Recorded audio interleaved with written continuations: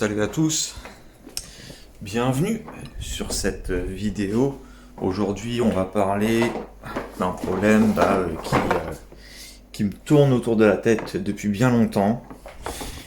Oula, la caméra n'est pas au top, bon, c'est pas grave, j'ai pas 50 000 bras, ma mère c'est pas Shiva, mais voilà.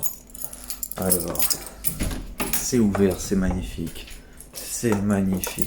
J'espère que je vais rien faire péter parce que je suis équipé comme Jaja. J'ai une valise avec une pince à rivet, j'ai mon bonnet GTR, j'ai mes clopes, la clé du garage. Enfin voilà quoi, j'ai tout. Et c'est vraiment de la merde. Donc aujourd'hui on va parler un peu sérieux, on va parler Skyline. On va parler Skyline parce qu'il serait peut-être temps pour moi de faire quelque chose de mieux avec la Sky, plutôt de rester. Hop, je vais tout poser dessus, comme ça je me ferai pas chier. Hop. Voilà. Donc alors, qu'est-ce qui se passe avec cette belle dame, cette demoiselle, j'ai envie de vous dire. Tout simplement que j'en ai ras-le-bol du HKS F-Con V Pro. HKS F-Con V Pro, ça fait bientôt, depuis que la voiture, je l'ai en ma possession, la voiture n'a que ça comme calculateur. Et c'est pas pour démentir à certains, mais tout simplement que j'en ai un peu ras la casquette, ras la moule de cette gestion de merde qui était bien dans les années 90, début 2000. Mais qui est devenu vraiment une source à problème pas possible. Et à l'heure où je vous parle, j'ai déjà un gros problème avec la voiture. Alors, on va en parler gentiment. Je vais vous dropper sur le capot. Voilà. A few moments later. Donc que je vous explique un peu en gros. Ce qui se passe à l'heure actuelle avec ma Skyline, c'est que elle a pas de mal à démarrer à froid. Cette salope.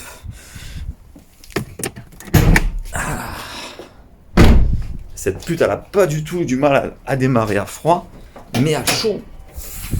À chaud, c'est une vraie merde. À chaud, c'est une vraie merde. Donc, pourtant, tous les capteurs et tout le faisceau a été refait à neuf par mes soins. Mais le problème étant, c'est que j'ai innocentement j'ai pété la sonde de température d'admission d'air. Voilà, je vous montre un bout. Voilà, un bout. Le deuxième, je ne sais pas où il est.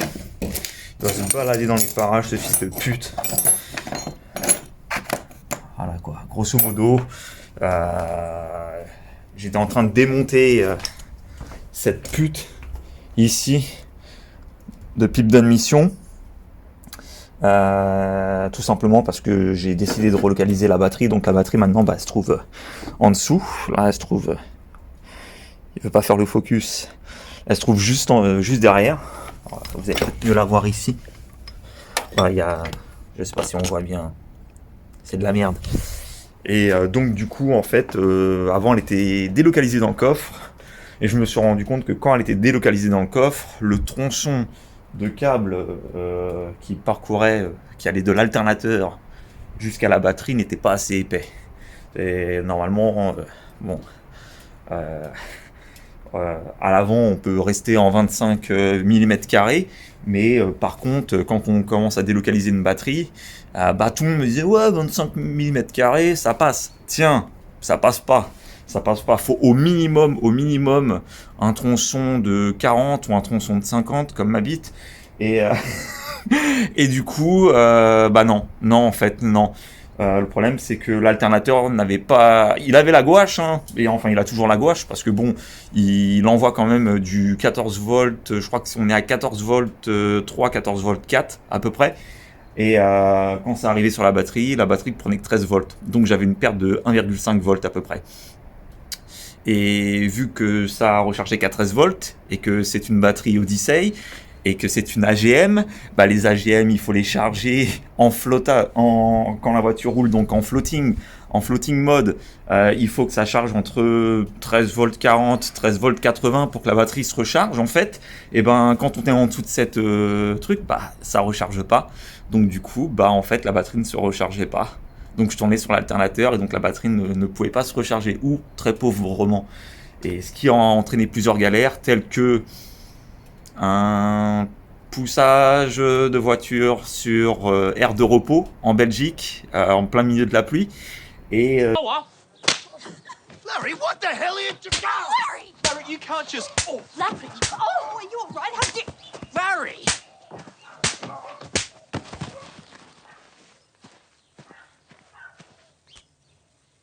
Et je pense qu'il doit y avoir un problème sur la correction d'allumage ou la correction tout simplement de démarrage lorsqu'elle est à chaud. Problème étant, c'est que sur le HKS FCON V Pro, bah, cette procédure-là, c'est beaucoup de calculs, de vectorisation, de trucs comme ça. Enfin bon, il y a...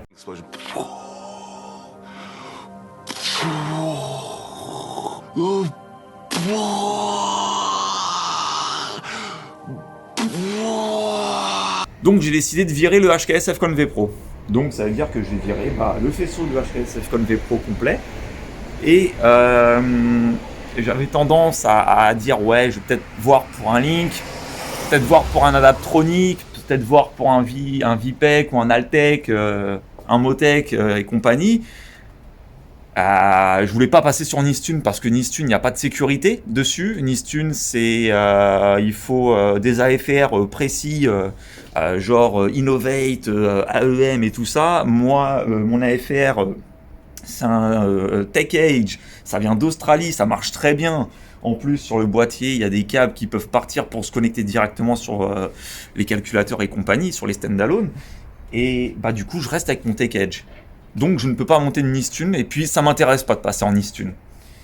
Nistune, le software n'est pas gratuit. On est obligé de payer une licence.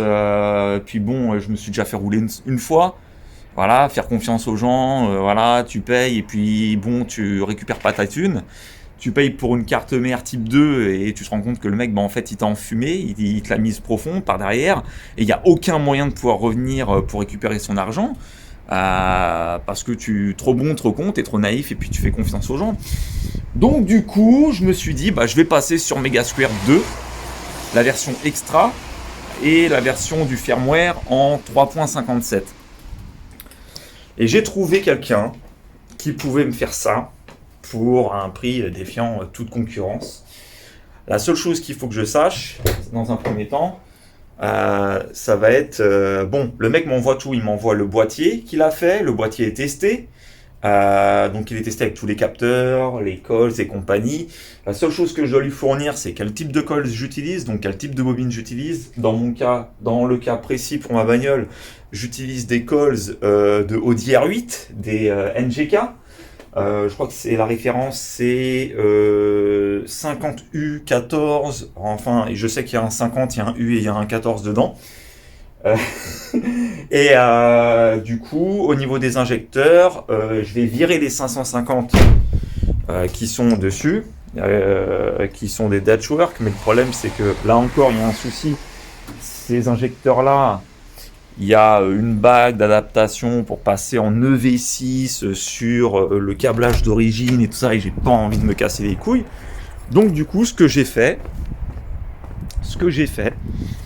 alors on va rentrer dans mon atelier bidon.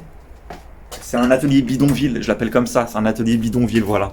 Il y a ma table, il y a ma grue d'atelier, il y a mon support moteur, mais c'est ouvert en pleine... Je fais communion avec la nature quand je suis ici. Quand tu remontes des RB25 et des RB26 ou des RB20, t'es content d'être ici. T'es en pleine communion avec la nature, t'as le rosier qui te regarde, t'as l'arbre qui te dit nique ta mère. Il y a les feuilles aussi. Bon, ça, je vais devoir passer un coup de râteau, c'est inévitable. Mais bref, du coup, hop, j'ai décidé de passer sur des injecteurs qui pètent leur mère. Et les injecteurs qui pètent leur mère, c'est ceux-là. Ce sont des Siemens DK, des DK5, voilà, des DK5 qui se montent en lieu et place, qui sont plug and play, voilà. Et ce qui est bien, c'est que ils ont cette fiche à la con, qui est la même fiche qu'on trouve sur les Nissan. Donc du coup, il n'y a aucun problème, quoi. Donc du coup, le fait que je passe en MHz QWERTZ, ça va me permettre, moi après derrière, de pouvoir avoir vraiment une cartographie au top, quoi. Et de pouvoir tout gérer. Moi qui ai toujours rêvé d'avoir un launch control system sur ma Skyline, je vais pouvoir l'avoir. De faire du two-step, je vais pouvoir le faire. Qui veut avoir un indice de sécurité sur le knock, je vais pouvoir l'avoir aussi. Sur les températures d'huile, température d'eau et pression d'huile, pour que le calculateur se mette en sécurité, je vais pouvoir le faire aussi. Donc du coup, je suis très content d'un côté. Je suis vraiment très content. Parce que voilà quoi. Je veux dire, mon setup, c'est un setup standard, tout a été refait. La pipe d'admission, c'est une pipe d'admission qui a été faite sur mesure par mes soins et par un ami à moi qui est un soudeur, mais hors pair. Vraiment hors pair. Donc en fait, la pipe d'admission, un papillon en 90 mm de diamètre. Et puis, voilà quoi. Ça, c'est une seule pièce. Donc ça part de là, ça va directement à l'intercooleur en bas. Voilà. Le fameux rack de batterie que vous voyez derrière, que j'ai pu installer, visser, tout ça, ça passe nickel. Puis là, pareil, là on a un 2 pièces ici, en coop, avec la jonction ici, pour le truc qui arrive juste là. Là, pareil, récupérateur d'huile, enfin de gaz. Petit turbo des familles, Allset H1E. Qui est l'équivalent d'un Allset HX40, enfin c'est le prédécesseur du HX40. La petite wastegate des familles, c'est une Thial Knockoff, c'est une Knockoff Thial MVR en 44 mm, mais qui fait le game en fait, parce que j'ai aucune fuite sur la wastegate. Puis il n'y a pas de dump valve, donc tout est en circuit fermé. Voilà, collecteur d'origine. Voilà, et puis les bobines d'Audi R8 avec un câblage que j'ai fait moi-même après derrière. Je suis venu me repiquer après ici pour le câblage. Donc en fait, j'ai acheté cette petite tête ici. Donc en fait, c'est un truc aviation. Donc on dévisse, on retire. Tout est bien aligné par rapport au câble. Puis voilà quoi. Le seul souci qui va certainement me poser, ça va être comment je vais installer en fait le capteur point Moreau. Parce qu'en fait, il n'y a pas de capteur point Moreau sur le RB20. Ni sur le RB25 d'ailleurs, et ni sur le RB26. Le capteur en fait de point Moreau, il est pris directement par le capteur d'arbre à cam, ici. Le camshaft angle sensor. Et du coup, il y a deux solutions qui existent. Soit je garde mon CAS et puis je le recable de telle manière à ce que ça aille directement sur le calculateur, mais il faut que je mette un disque spécial à l'intérieur. Enfin voilà, c'est toute une galère. Soit il faut que je mette un système, je sais pas comment je vais faire, un système de disques couronnés en 36 pour 1 pour pouvoir mettre justement capteur de point Moreau. Et le problème c'est que pour avoir le capteur de point Moreau, il faut que je le vienne fixer directement sur la poulie de Villebrequin. Et le problème c'est que cette poulie de Villebrequin, elle ne dispose pas de trous ou de vis en fait pour pouvoir y incorporer ça quoi. Donc là dans les deux cas, il faut que je trouve une solution pour le RB20. Donc voilà. Et comme je le disais, ça va être un peu ambigu. Donc je voulais juste faire cette vidéo en fait pour vous donner quelques nouvelles. Parce que la dernière vidéo en date que j'ai posée date d'octobre. C'était sur le timelapse du RB25 DET, de la R34 GTT Neo, que j'ai fait tout simplement pour mon client. D'ailleurs, entre-temps, j'ai aussi fait un RB26 DETT. J'ai remonté de la cave au grenier dans les règles de l'art. Le bordel, on l'a démonté, le bousin. c'était pas beau à voir. On a remonté un bloc neuf, un bloc qui a été refait, voilà, qui a été réouné. Je suis venu monter bielle forgée, piston forgé, voilà quoi, changer tous les joints qu'il y avait sur le moteur. J'ai tout remonté dans les règles de l'art. On a reposé moteur boîte à l'intérieur. On s'est fait chier parce que c'était pas évident. Puis le câblage aussi, ça a été une galère. Enfin bon. Mais bon, le principal, c'est que le moteur, il a démarré au quart de tour, quoi. Donc du coup, ça, c'est nickel. Seul problème, c'est que moi, ma voiture, à cause de ça, elle n'avance pas. Mais bon, ça, c'est que partie remise. Je vais essayer de vous faire démarrer la voiture pour que vous puissiez comprendre la chose. On va démarrer la voiture. J'espère qu'elle va démarrer. Ça serait con qu'elle ne démarre pas.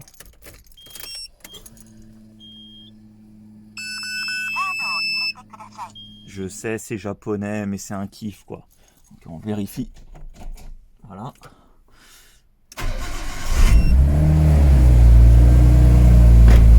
Elle démarre bien, quoi. Elle démarre bien. Pas de bruit parasite. Là, elle est en sourdine en plus, hein. Là, on est aux alentours de... Ouais. On est un peu en dessous des 800 tours minute. On est à 4 barres de pression d'huile. Donc ce qui est top. Mais le gros problème, c'est... c'est que bon, à chaud... elle refuse catégoriquement de démarrer. Et ça m'angoisse parce que si je dois aller loin avec la voiture, voilà quoi, pour un moteur qui tourne rond, là au niveau de la FR, on est à 14,33 et ça commence à fumer et puis là ça va sentir mauvais. Enfin bon, voilà. Donc là en fait du coup le plus gros ça va être de virer ce bébé, donc de le virer lui, de retirer le câblage, donc qui va ici, qui passe derrière et qui va directement là-bas dans le coin en fait. Donc voilà le matos que j'utilise. Donc ça c'est ma sonde de GT. Mais ça, je pense que je vais devoir le refaire. Et puis, je vais en profiter cet hiver pour percer mon collecteur d'origine, mettre la sonde de GT entre le cylindre numéro 3 et le cylindre numéro 4. Parce que je pense que c'est là. Attendez, que je dise pas de conneries. Alors, en fait, pour que la sonde de GT elle soit optimum, en fait, elle est déjà là. La sonde de GT, elle est là. Elle me donne juste l'information qu'il y a dans la V moteur. En fait, pour moi, le must serait de percer, en fait... juste ici, donc on est entre le cylindre numéro, on est en plein sur le cylindre numéro 4, donc percer ici, ou éventuellement, je sais pas moi, là, de tarauder, et puis de mettre le support et de mettre tout ça, quoi. Donc voilà. Mais vraiment, le but de la main d'œuvre pour moi, à l'heure actuelle, c'est vraiment... de retirer cette merde, quoi. Parce que bon, c'est un bon système, hein. C'est vraiment un bon système, mais bon, c'est quand même relou, quoi. C'est un vieux système. Mega Squirt, la version 2 en 3.57, je crois qu'elle doit avoir un peu moins de 10 ans. Après, ils sont passés sur la version 3. Et enfin, il y a eu la version 2. Il y a eu la MS1, la MS1 Extra, je crois, la MS2. La MS2 Extra, donc c'est la version que je vais avoir. Après, ils sont passés à la... je crois que c'est la MS2 Plug and Play. Mais le problème, c'est que pour RB20, ça n'existe pas. Pour tout ce qui est Scalane, R32, R33 et R34, ça n'existe pas malheureusement. Et ces cons-là, ils ont fait juste pour les SR, les CA18, les K24, et c'est tout. Ils ont fait une version qui existe pour les Z31, les 300ZX Z31, donc avec le fameux V6, je crois que c'est des VG30 ET. Donc mono turbo, simple à racam par culasse. Et donc du coup, après ils ont sorti les MS3, mais c'est pareil avec les MS3, il n'y a pas de kit qui existe vraiment, c'est en fait que de l'universel. Il y a des kits qui existent en plug and play, mais toujours pas pour ARB, alors qu'ils pourraient se faire masse de thunes. Parce que les gens, la plupart des gens disent ouais, Megasquirt c'est de la merde. Non, c'est pas de la merde, c'est franchement un calculateur, un standalone d'entrée de gamme, certes, mais qui a énormément de fonctions. On peut faire du launch control, on peut faire du two-step, on peut faire du self-learning, on peut faire des corrections d'allumage, des corrections